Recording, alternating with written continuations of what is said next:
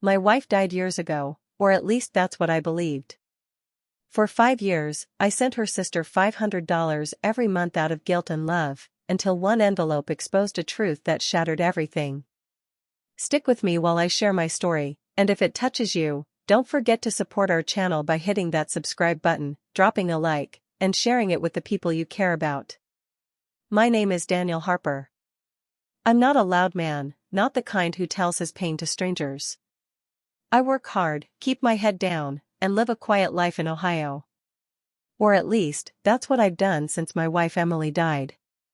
Losing her felt like the world went silent overnight.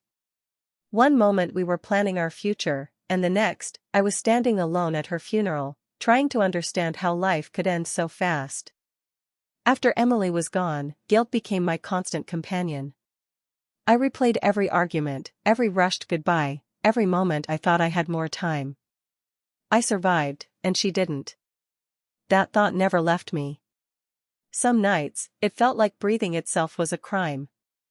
Emily had a younger sister, Rachel Miller. At the graveside, I promised Emily I would look after her.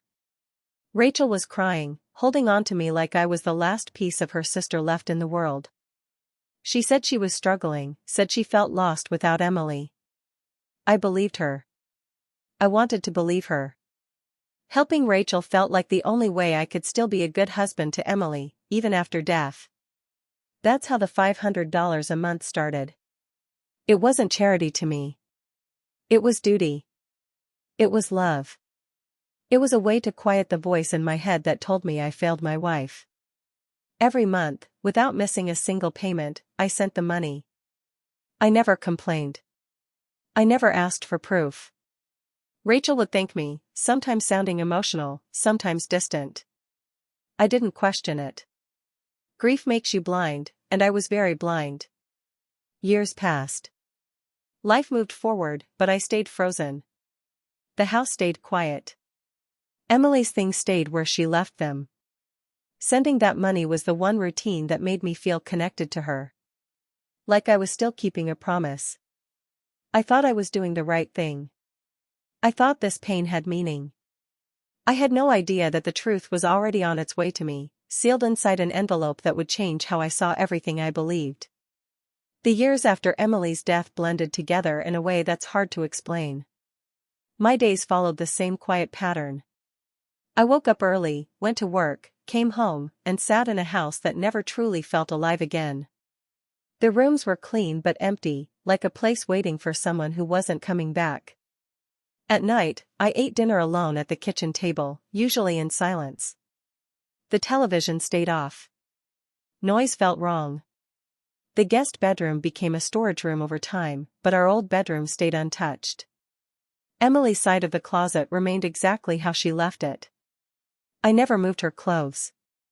Opening that door felt like opening a wound, so most days I just walked past it and pretended it didn't exist. Grief didn't fade, it settled in, becoming part of my routine like breathing.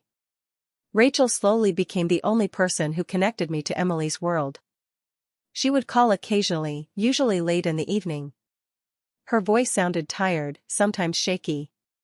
She talked about bills, unstable work, and how hard it was to stay afloat. I believed every word. In my mind, helping her was the closest thing I had left to protecting my wife.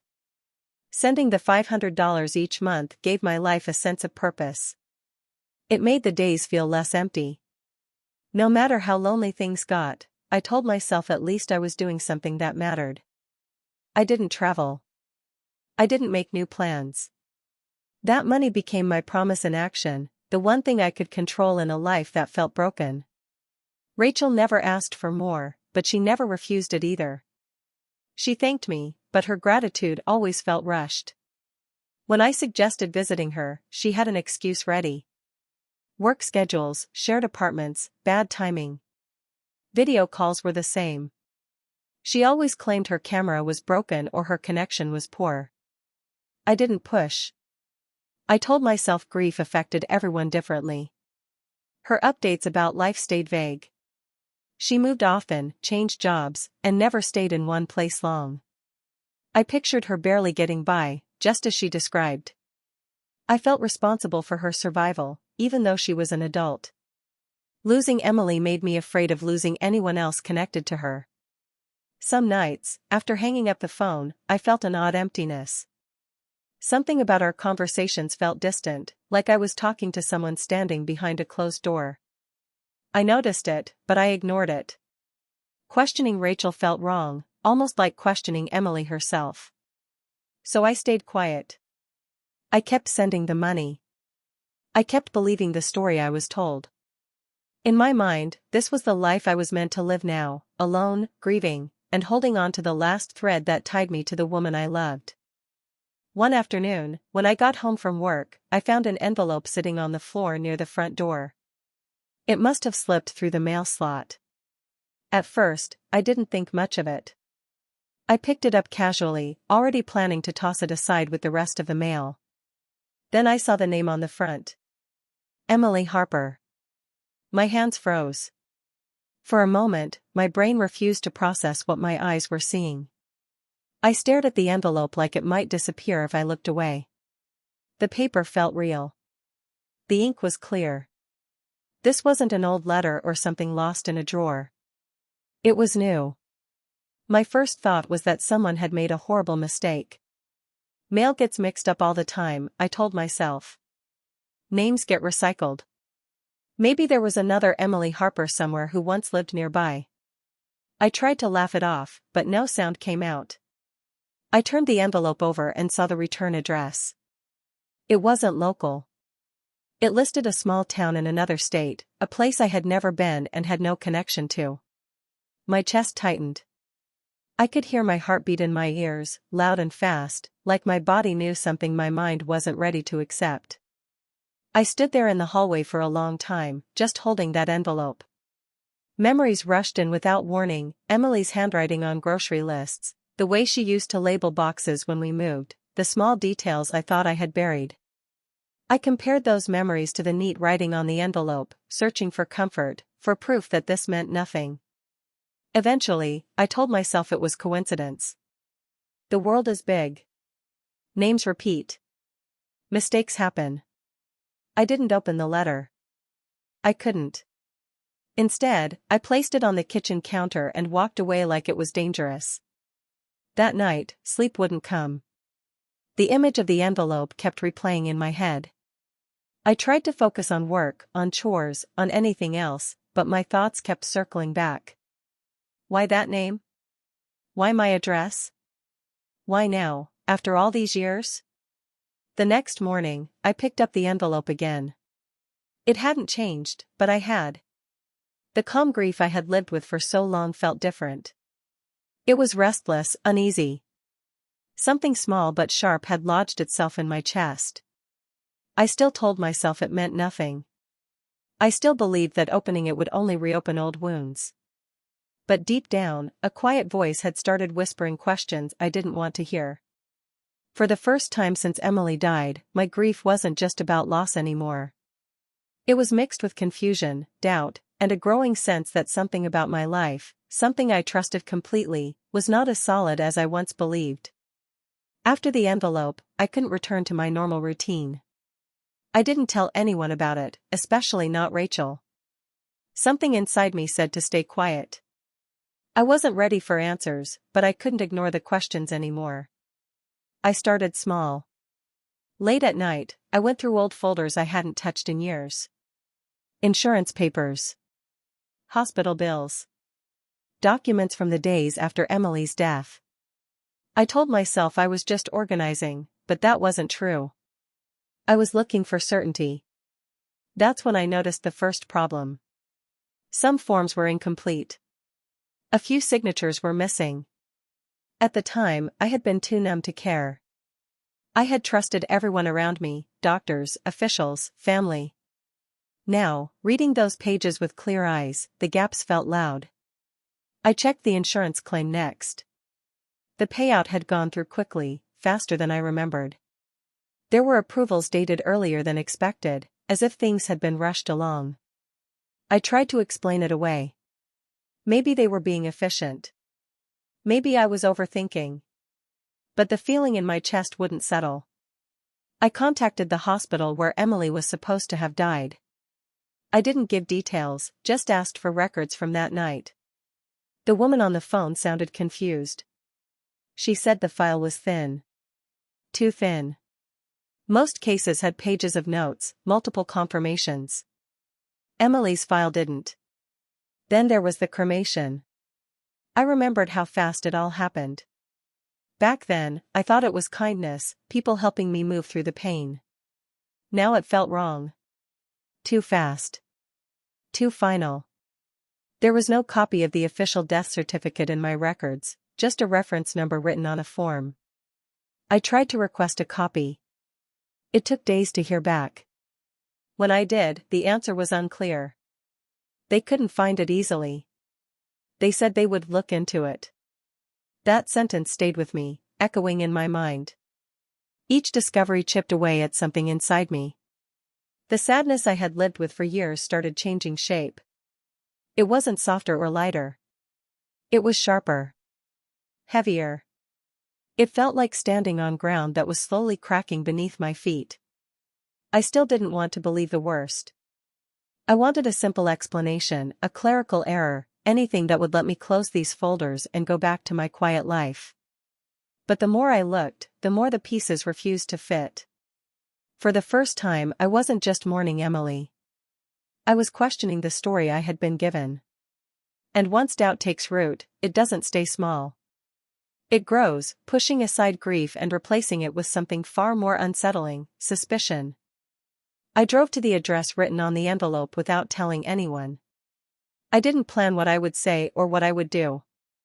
I just knew I couldn't stay still anymore. The drive felt longer than it was. My hand stayed tight on the steering wheel the whole way, and my thoughts kept racing ahead of me. The house was ordinary. Clean yard. Curtains in the windows. A place where normal life was clearly happening. I sat in my car across the street for several minutes, trying to slow my breathing. Part of me hoped I had the wrong place. Another part already knew I didn't. I finally walked up to the front door and knocked. When it opened, the world tilted. Emily stood there. Not a picture. Not a memory. Not a dream. She was standing a few feet away from me, alive, breathing, looking older but unmistakably real. My legs went weak. My chest burned. I couldn't speak. I couldn't move. I felt like my body had forgotten how to exist. Her face drained of color when she saw me. She whispered my name like it hurt to say it. Behind her, a man stepped into view, confusion written all over his face. He put a hand on her shoulder in a way that told me everything I needed to know. She had a different last name now. Before I could say a word, Rachel appeared from the hallway. The moment our eyes met, I understood. There was no shock on her face. No surprise. Just fear, followed by something close to anger. We sat inside that house, and the truth spilled out piece by piece. Emily said she had felt trapped in our marriage. She said she wanted a clean break, a new life, no questions asked. Faking her death was the easiest way. Rachel helped her plan it. Rachel helped her disappear. Rachel played the role of the broken sister perfectly. The tears. The phone calls. The stories about struggling. Every month, the money I sent kept their secret alive. Emily built a new life while I mourned a ghost. Rachel collected the checks and passed along what was needed. They spoke calmly, like they were explaining a bad decision, not a destroyed life. There were excuses, but no real apology. No regret that matched the damage. I sat there, listening, feeling something inside me go completely still. The woman I buried was alive. The loyalty I held on to had been used against me. Everything I believed about my past was a lie. When I finally stood up to leave, neither of them tried to stop me. They didn't need to. They had already taken enough. As I walked back to my car, one thought repeated in my mind, clear and cold. They thought this story was over. I didn't raise my voice. I didn't cry or shout or ask why in the way movies show. I stayed calm, almost too calm, like my emotions had shut themselves off to survive the moment. That seemed to confuse them more than anger would have. I asked Emily one simple question: how long? She answered without hesitation, like she had rehearsed it. Years. She said she had been unhappy in our marriage long before she disappeared. She said she felt trapped, invisible, like her life was shrinking. Faking her death, in her words, was the only way she could truly be free. She spoke like freedom erased everything she left behind. I listened. I nodded. Inside, something cracked. Rachel jumped in quickly, defensive and sharp. She said the money wasn't stealing. She called it compensation. Compensation for pain, for secrets, for helping her sister escape a life she didn't want. She reminded me that I had offered help. That I sent the money willingly. She twisted my promise into her excuse. Neither of them said they were sorry. Not once. There was no guilt in their voices, only justification. Emily talked about her new life, her happiness, her fresh start. Rachel talked about how hard it was to keep the story straight, like that effort deserved reward. They looked at me like I should understand, like I was unreasonable for standing there hurt. That was the moment something inside me broke completely.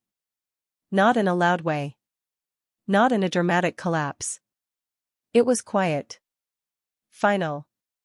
The part of me that still loved Emily died right there, standing in that living room. The part that believed loyalty meant something real went with it. But something else took its place. Clarity. I realized they didn't see me as a person. I was a resource. A solution.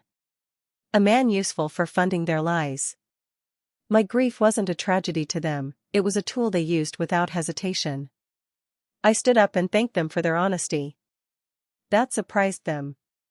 Emily looked confused. Rachel looked suspicious. I told them I needed time to process everything. I said it evenly, politely, like we had just finished a business meeting. As I walked toward the door, I felt hollow, but steady. The pain was still there, deep and heavy, but it no longer controlled me. It had hardened into something sharper, something focused. They believed they had won. They believed the worst thing they could do to me was already done. They were wrong. What broke me that day didn't leave me weak. It stripped away the last pieces of denial and left behind someone who finally understood exactly who he was dealing with, and what needed to come next. I didn't cut them off. I didn't threaten them or warn them. Instead, I did the opposite. I told Emily I understood. I told Rachel I didn't want conflict. I said I needed peace after everything I'd been through. The words tasted bitter, but I said them calmly and convincingly. They believed me. I went back to my quiet life and kept sending the $500 every month, just like before. On the surface, nothing changed. The payments went out on time. My messages stayed polite and brief. I let them think I was still the same man, tired, broken, and grateful to avoid trouble. But behind that calm surface, everything changed. I started saving everything. Every bank transfer. Every message. Every small detail that showed where the money went and who touched it. I printed statements and organized them by date. 5 years of payments added up to a story that was impossible to deny. I became careful with conversations. When Rachel called, I let her talk. I asked simple questions, the kind that made people explain more than they meant to. I stayed quiet while she filled the silence. Sometimes she contradicted herself. Sometimes she said things she shouldn't have. I made sure to keep records. Emily emailed me once, trying to smooth things over. She talked about closure and moving on. She didn't realize those words mattered. I saved that email too. I compared it with older documents, looking for patterns, matching timelines, finding places where the truth slipped through. I didn't rush. I didn't act on anger. I treated the situation like work, slow, focused, and patient. Every piece of proof made me steadier. The grief that once controlled my life was no longer in charge. It was still there, but it had taken a back seat. Over time, I stopped seeing myself as a victim. I saw myself as someone who had been lied to, used, and underestimated. That shift changed everything. I slept better. I thought clearer. The fog I had lived in for years began to lift. Emily and Rachel grew comfortable again. They assumed the danger had passed. Rachel complained more openly about money. Emily slipped up and talked about dates and events that didn't match the story they had created. Each mistake tightened the net they didn't know was there. I never confronted them. I never corrected them. I just listened, recorded, and waited.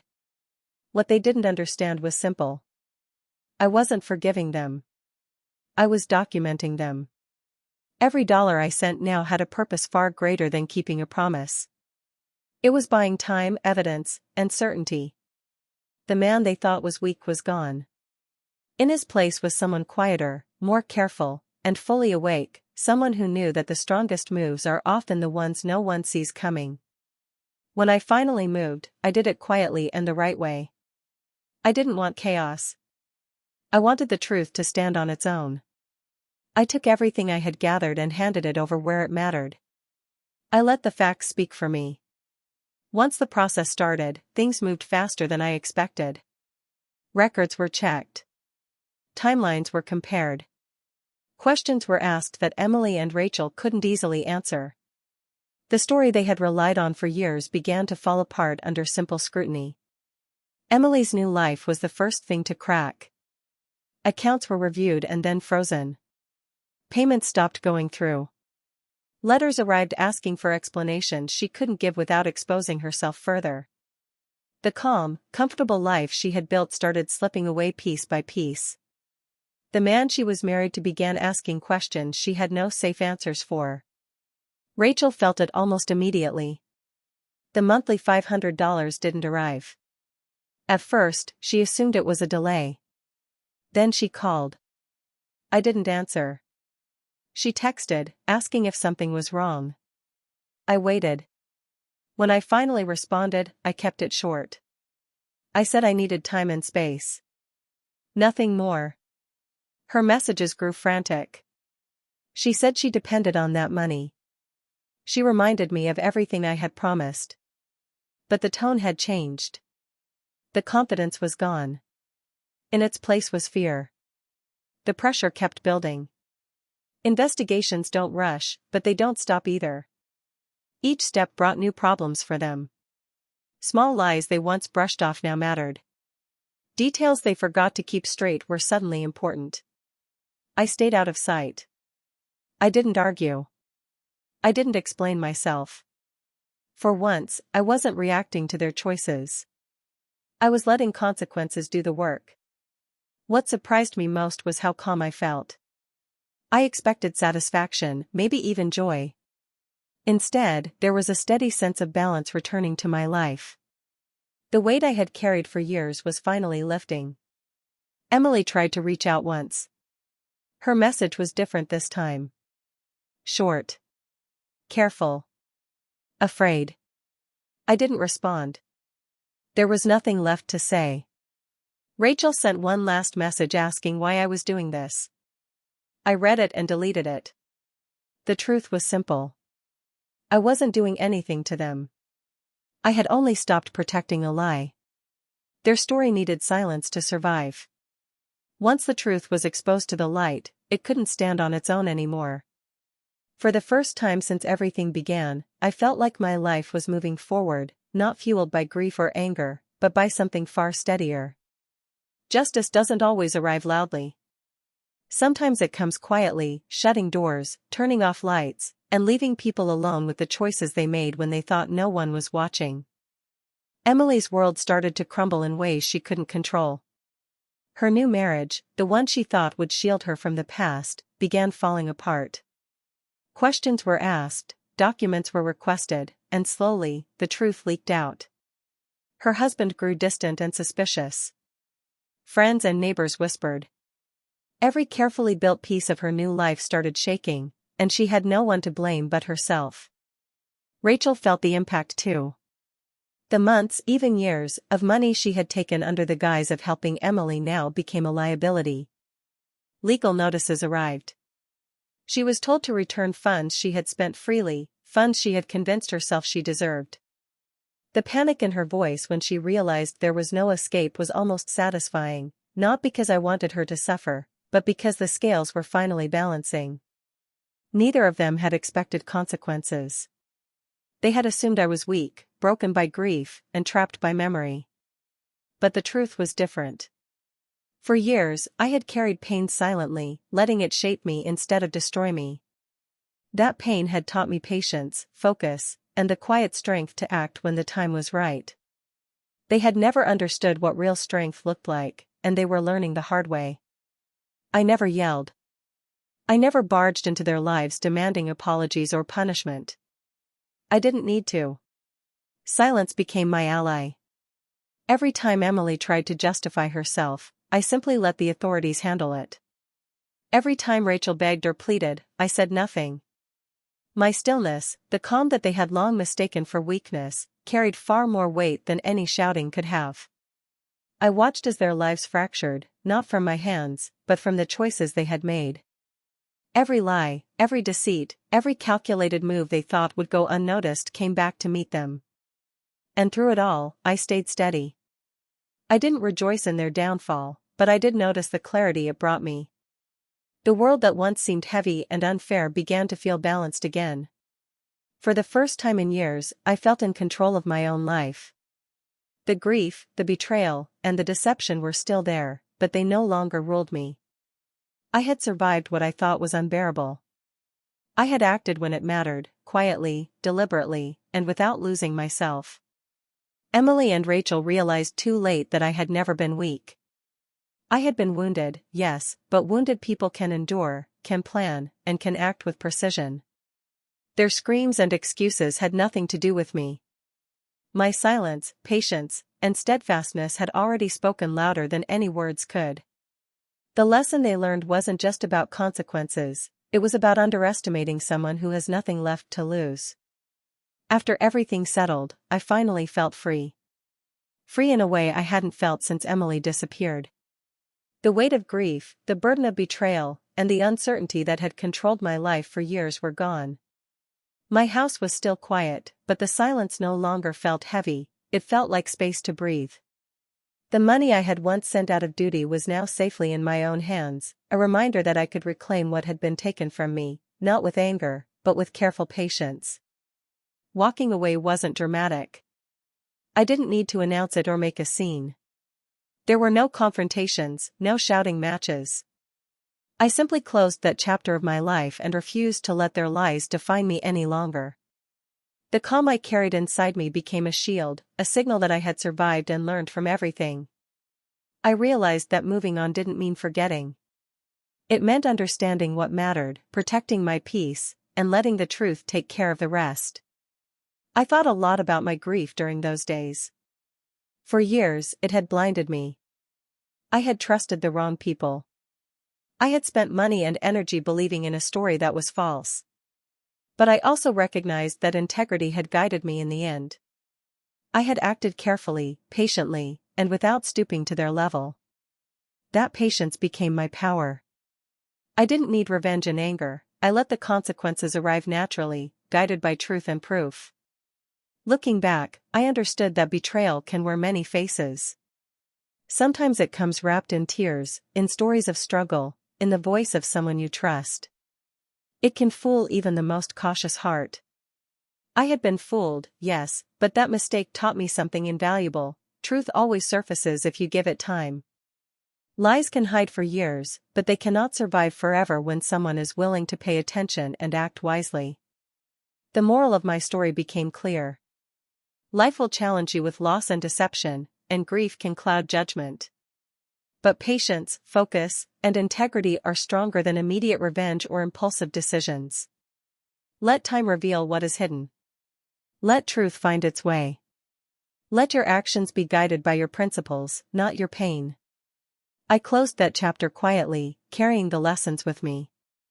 I was no longer just a grieving husband. I was someone who had survived betrayal, protected himself, and reclaimed his life.